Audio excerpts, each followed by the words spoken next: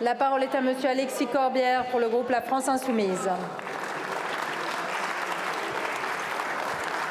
Madame la ministre de l'Éducation nationale, nous apportons tout notre soutien aux professeurs, au personnel, à leurs syndicats, aux parents d'élèves, aux élèves qui manifestent aujourd'hui pour défendre et améliorer ce qu'il y a dans une République réelle de plus important, de plus grand, de plus beau, de plus indispensable, à savoir l'école publique, gratuite, laïque et obligatoire.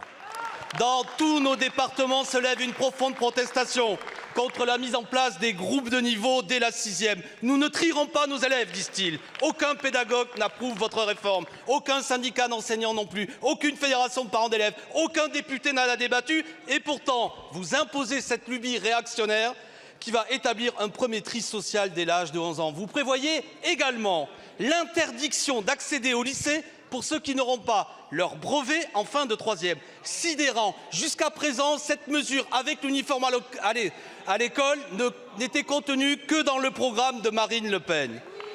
Concernant la rémunération des professeurs, vous avez menti et vous avez menti en haut lieu. Le président de la République avait promis 10% d'augmentation pour nos enseignants si mal payés. En réalité, 70% d'entre eux ont perçu en moyenne depuis la rentrée 95 € d'augmentation seulement, ce qui avec l'inflation est très peu.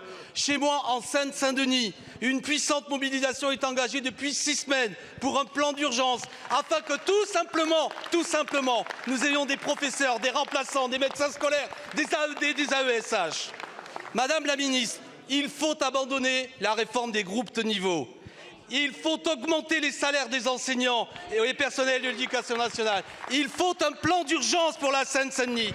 Pourquoi refusez-vous d'entendre ces revendications alors que vous acceptez que votre ministère soit amputé pour la rentrée prochaine de 692 millions d'euros? Merci beaucoup.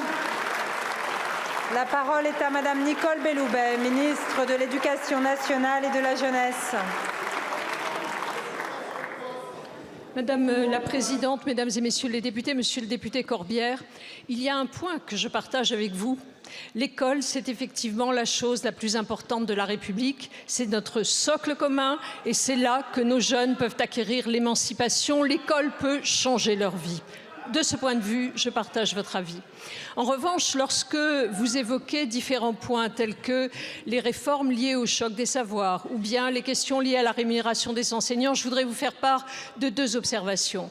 Sur le choc des savoirs et plus particulièrement sur les groupes, je le redis ici devant vous, Monsieur le député, ces groupes se mettront en place l'année prochaine parce que nous pensons que c'est une manière de mieux prendre en compte nos élèves, de leur apporter les compétences dont ils ont besoin sur les segments pédagogiques sur lesquels ils sont en attente. Et je crois que c'est très important de faire cela.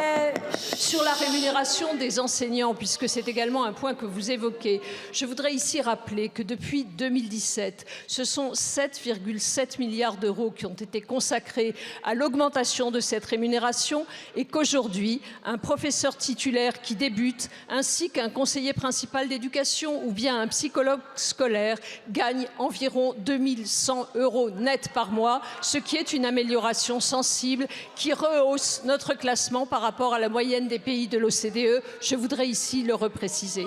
Vous évoquez enfin la question de la grève en Seine-Saint-Denis. Je suis toujours attentive à ce qui se passe dans les mouvements sociaux et j'ai reçu vos collègues vendredi soir. Je les ai écoutés dans un dialogue qui était exigeant mais je crois très clair.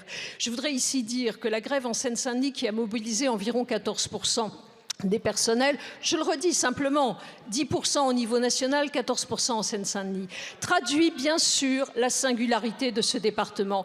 Nous en avons tenu compte puisqu'il y a, par exemple, depuis 2017, 1500 enseignants supplémentaires en Seine-Saint-Denis. Je crois que c'est un point qui méritait d'être rappelé. Je resterai attentive. Merci beaucoup, Madame la Ministre.